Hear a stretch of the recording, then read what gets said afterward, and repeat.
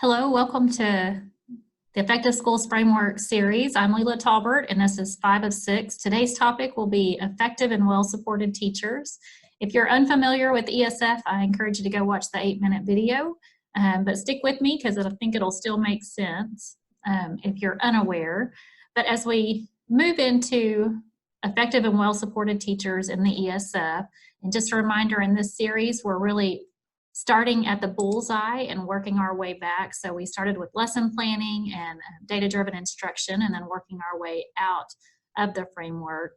So today our target is the last of the strengthening the core, which for today what that is recruiting, selecting, assigning, inducting, and retaining a full staff of highly qualified educators. And so if you have the 6-pager, we will be referencing page 2, and it looks like this. And so I want to spend a little bit of time here in the framework. As you notice, to back out just a little bit, is effective, well-supported teachers actually has 2 essential actions. The one below that is building teacher capacity through observation and feedback cycles. So we know that's a component of effective, well-supported teachers. However, today we are really focusing on this recruiting, selecting, assigning, inducting, and retaining a full staff of highly qualified educators, because it's considered to be a foundational essential action. So that's what we're going to hone in on and focus today. So as we unpack the rubric, it's that really, if we look at it, I want to take it piece by piece. So remember, the key practice is the goal of the lever, and then the success criteria is really, what does the evidence say? So if we look at the first one, and I want to spend a little bit of time in this today looking at this, is the goal would be that the campus implements ongoing and proactive recruitment strategies that include many sources for high quality candidates. And then what's neat about that is the success criteria and how they've laid this out is, then what does that look like? What would be evidence that we could find in our campuses? Or so if I'm thinking about it as a building principal, what evidence do we have, or even district systems? Do we have targeted sources with ongoing and recurring relationships? So thinking about local colleges around you, service center. Do we have referrals from current high-performing teachers? Do we have marketing materials that are present and ready and show our campus as or district as an attractive place to work? And then do we have ways to track success rates of those different efforts? So if I keep going down, the foundational essential action, then I think, are there clear selection criteria, protocols, hiring, and induction processes in place and align with the school's vision, mission, values, and goals? So if I go across, well, what does that look like?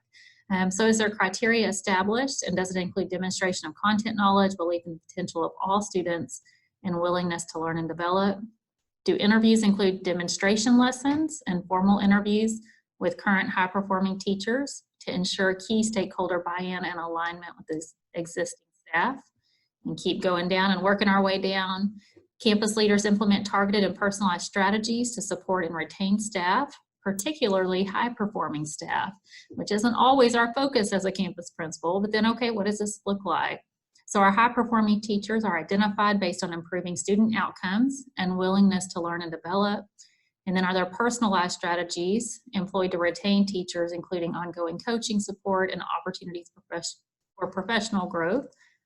And then additional personalized strategies are employed to retain high-performing staff, including leadership opportunities, recognition, and or financial reward. So as we look at teacher placements, are they strategic based on student need and teacher strengths? So what does that look like? Well, do we consider content expertise, previous achievement results for both staff and students, and diversity amongst grade levels and content teams are all considered during assignment of staff? So as we finish unpacking this lever, grade level and content area teams have strong supported teacher leaders trained in adult learning, facilitation, and team dynamics. Well, then what does that look like? Well, is there selection and assignment of teacher leaders based on evidence? Is there a track record of student achievement and adult leadership skills? Is there targeted training that includes adult facilitation and team dynamics? And then ongoing support, including administrative observation modeling of meeting facilitation and performance coaching. Then it even includes in this component is substitutes. Are they recruited and retained? Effective substitutes are identified and prioritized, and then our ineffective substitutes identified and deprioritized. So as we move into one of the phenomenal things about ESF is it provides you an exemplar packet, which can be linked in the email or the SMORE. And also this is being recorded. So if there's something in here that you want to revisit, feel free. And this will be included on the link in the SMORE. And we will house this on our Region 15 website in the near future as well. But let's take a look at what the exemplars are. So these are found in the exemplar packet. If you would like to print those out and be able to access those. One of the examples actually could be a 1.1, which is leadership, and we're going to talk about in depth next week in our webinar. But also at the bottom of this, it touches on effective, well-supported teachers, which is 2.1. So this area right down here, weekly cluster meetings and then monthly data meetings. So if we look at the cluster meetings, it really provides examples of what is included in those. Again, I can't speak to this campus specifically or district for our Region 15 principals that attended our summer retreat. And this is actually Sheila Colazzo, who led our session this summer. This is some of the work out of her district. And so professional development is included in PLC, or what they call cluster meeting opportunities, and that's weekly. And then if you go on to data meetings, this really lays out, so this is a system. So as we think of ESF, ESF is founded on systems. Is what are the systems in place that include these foundational actions? So we keep going on into the exemplars. This is one from the same district, and they actually tier their teachers. So they have a tier 1, tier 2, tier 3. I would not know this necessarily. I mean, it's evidence that happens here looking at this protocol, but I've actually recently heard Sheila talk about this, of how they tier their teachers, and then their level of support varies depending on the identified tier that their teachers are in. So for example, this is a protocol for all campuses to follow, but they have a goal setting protocol. So this is saying for every staff member, they have 2 goals for all teachers. They have a beginning, middle, and end of year review for all teachers. Then if a teacher is identified tier 2 and or tier 3, then here is the protocol that's expected to be in place. They have a case manager, they have action plans are developed and executed, they have walkthrough support progress or lack of progress, and notes are tracked and documented.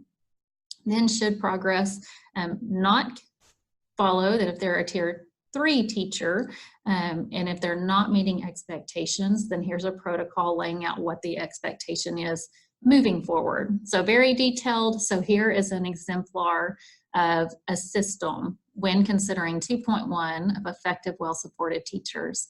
So it referenced cluster meetings in that first exemplar, and so here is an example of their cluster meeting agenda. And so this is, as you can see in this note up here, that these are designed and facilitated by campus master teachers, which was a component in the foundational action. So this just walks through what the agenda is, and it's even time-stamped for about how much time they should take on each one. So if it's not a system or a practice you have, or if you're looking for ideas, the exemplar packet is a great resource for looking at that. So again, we always want to layer on the lens. So really looking through what are our systems and our practices consistently, and then we put the lens on of ESF and think about, well, what do I have evidence of? Well, the evidence included in the exemplar packets are very heavy in the middle part of this 2.1, but really if I start looking and reading through, there's really evidence lacking in the top and the bottom. It's not to say they don't have those practices, they're just not evidence in what the exemplars are. So if I really want to carry this further, and our goal in this webinar series is to help campus principals relate this to what you're doing in your campus. So I'm going to speak to this campus. I was the principal here the last few years, and I can talk to the practices of this campus in detail because I lived them. So when I think back and think through what were our recruitment strategies, well, our recruitment strategies in considering 2.1 was we had web postings locally and at the service center. Our superintendent developed ongoing relationships with local colleges. We would have student teachers come in and really facilitated ongoing relationships through those connections. But then absolutely our primary goal of recruitment, or primary source of recruitment, was teacher referrals. So our campus level staff that had been working with us with outreach to fellow teachers that they believed to be phenomenal, and that was absolutely our best recruitment strategy. And then our selection strategy. So once we had a position open and posted and took in applications. So I, as a campus principal, would filter through those. If if there was another direct supervisor, they would be included in that process and included in the interview. So for example, if I had a special ed teacher that was going to be over, or a pre-K teacher for a teaching assistant, or an assistant principal that would be included in any of those components. So I always thought through, if there's another direct supervisor involved, they were included in that process. And then once decided, checked references and moved forward. So once hired, then think through, well, what was the onboarding? So I've referenced our campus calendar a few times, or actually every time in the last webinar, so I won't go in depth, but I did pull out the first 3 months of school, because that's really where we were very intentional about onboarding our new teachers. And so you can see the circled components. The first 2 days, district took day 1, and then campuses had opportunity for day 2 and spoke to really systems and procedures in day 2. But then this is really the part where we assigned a mentor. Normally those were always content and or grade related to their teaching assignment.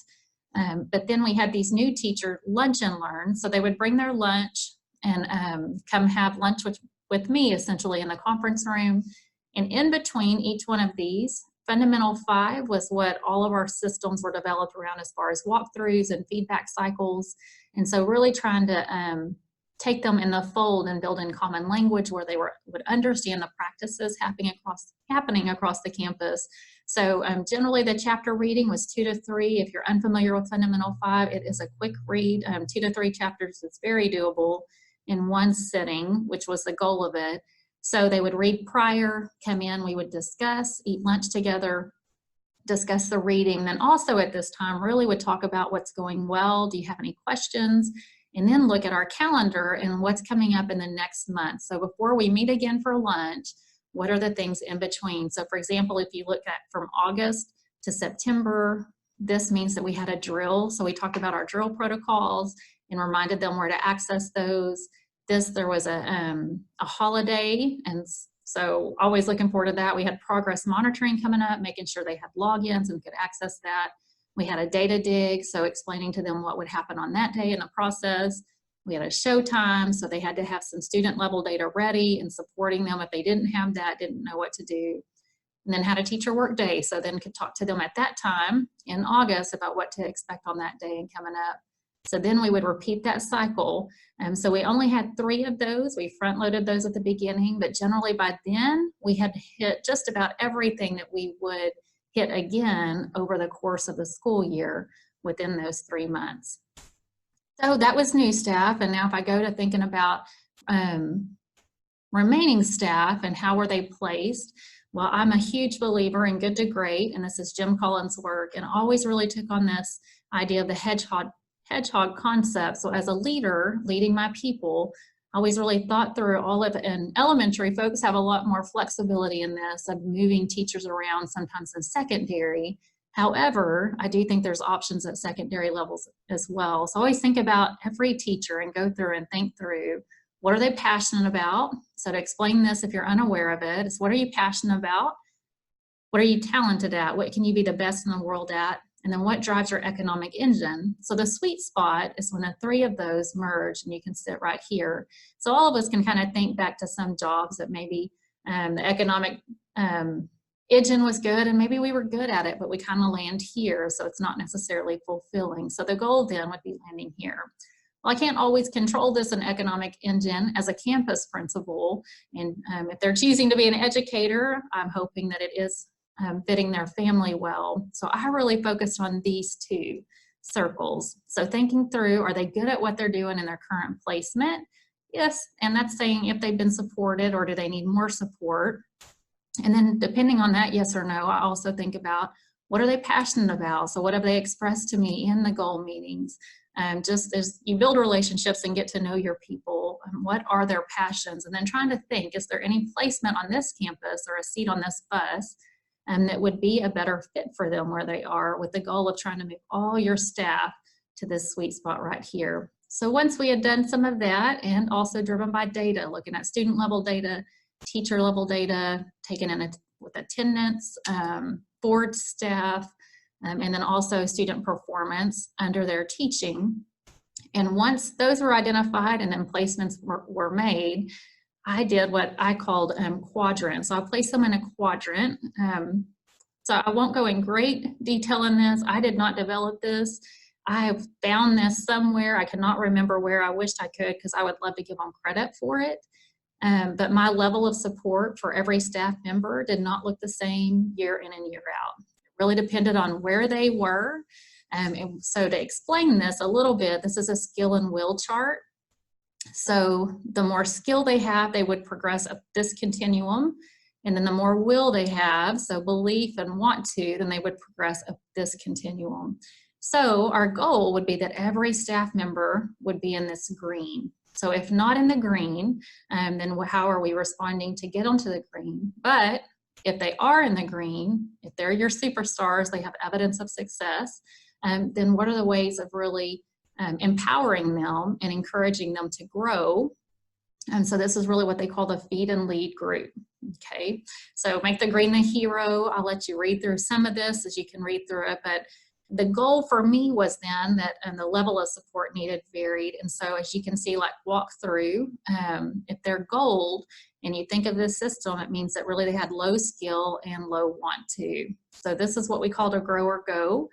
These were always my people, in the sense, if you have an AP or other support doing walkthroughs, well, these were the people as a principal that I always took full ownership in and provided full support with. So, and the goal was to walk through them weekly and then give directives and deadlines and stick to them, with the intent of moving them at a minimum to the purple, but in the ideal world to the green, where they wanted to do it as well.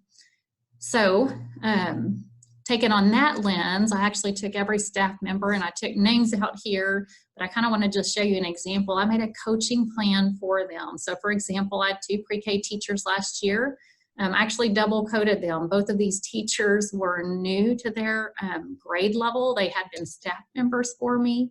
And so for example, this one, she had always had high want to. I wasn't sure in her new placement where her skill would be necessarily. So her will do was high. That was evident. She had requested that placement, but what I was unsure of was her skill in a new placement. So you can see I coded her this green and blue to begin with, because I wasn't sure where she would fall, and time would tell. But in that is I wanted to make a plan for her. So she was my leadership team lead based on her high want to. They were both new to that grade level. But then I knew going into that content that she needed some circle training. We did a site visit to actually 2 different districts that were nearby. And then as the year went on, what I would do is come back to this and update it.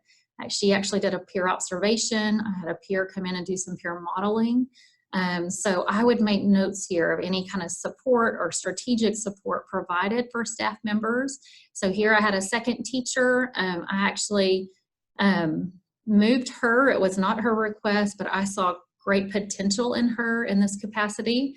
And so I put her here because her want to was not high. It was her, but yet I felt like her skill, that she had great potential in that. And so here was the support provided to her, and such a great story. She absolutely landed in a solid green by the end of that. So here's, you keep going down, we had a new teacher. She's coded black because I had no idea, obviously expecting great things, but so she had a new employee lunch and learn, and then just for that grade level, what would be the specific trainings and support needed. The second teacher listed here, she had been a staff member for me.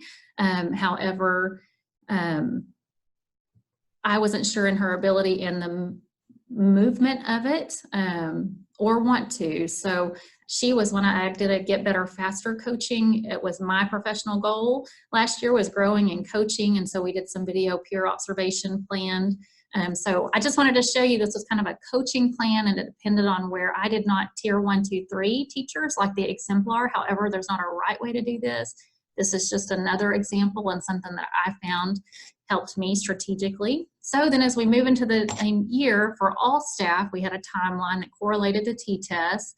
So here we had a face-to-face with every staff member for beginning, middle, and end of year, goal meetings, and then at a minimum, they would have 2 walkthroughs and 1 full observation for full teachers. If they were a waiver teacher, our district allowed waivers, and they would have a minimum of 3. Actually, all of our staff by superintendent directive had 5 feedbacks, formal feedbacks. If they were a formal, so if you think about that, they had 5 walkthrough or formal observation feedbacks.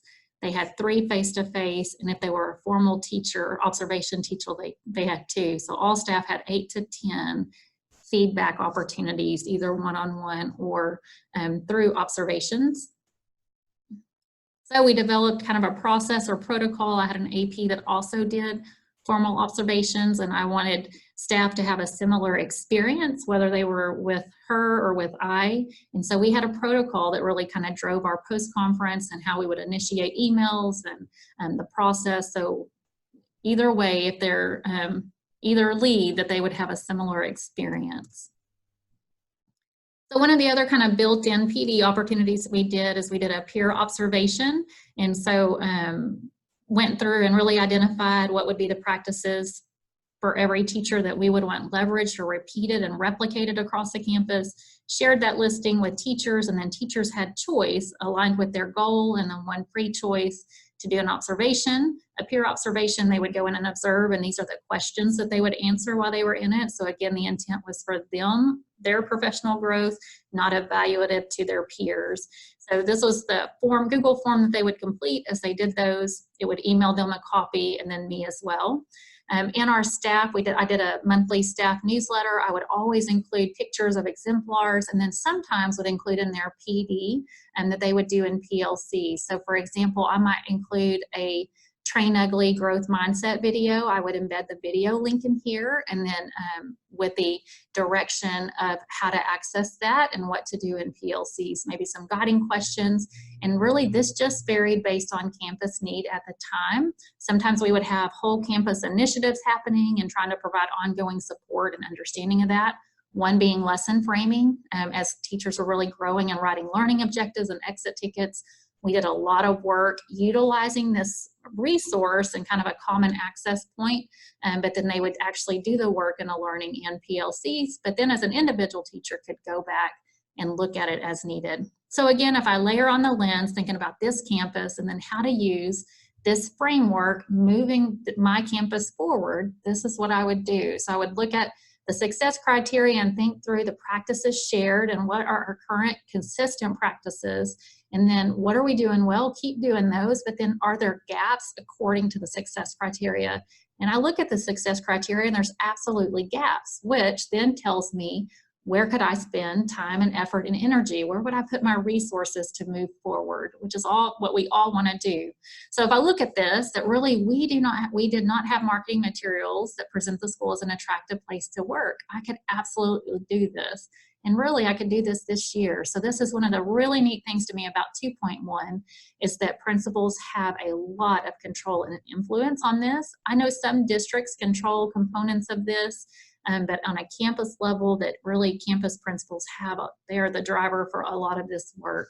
So also a lacking area for us were ways to track success rates of different recruitment efforts. I can't say that I've ever thought about that even. So that's something I could definitely consider and can grow in and work on and put that lens on moving forward.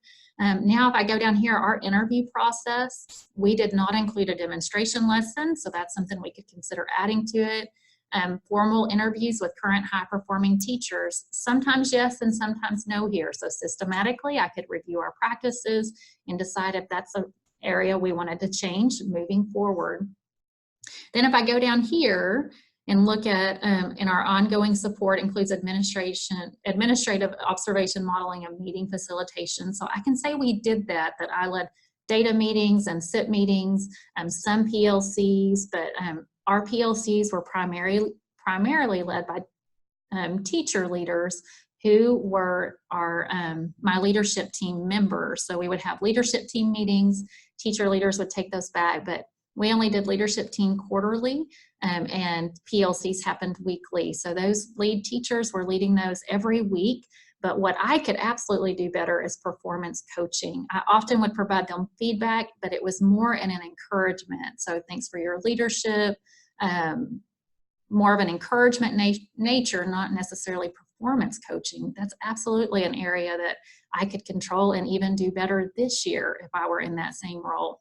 So it's one of the really exciting things to me for you on 2.1 is these are things that you wouldn't have to take all of them to a leadership team or necessarily wait for implementation next year. These are things that you could hone in a craft and a practice this year. So that is kind of one way of how to use this lens and put on the lens of the ESF framework, think about your campus and then how to move forward. So thank you for joining us. Remember, we're starting from the middle, working our way out, which means this is 5 of 6. We just finished right here, the effective, well-supported teachers, and that means next week comes strong school leadership and planning. I know you won't want to miss it. So be sure you mark your calendars next Thursday at 1 o'clock. With that, this is recorded. We will post it if there's any part in it that you want to rewatch or share. But if you have friends that you think could benefit from this, please have them join us and share the link as well. Thanks so much for joining. If you have any questions, feel free to email, call, text. We would love to support you in any way we can. Have a great day.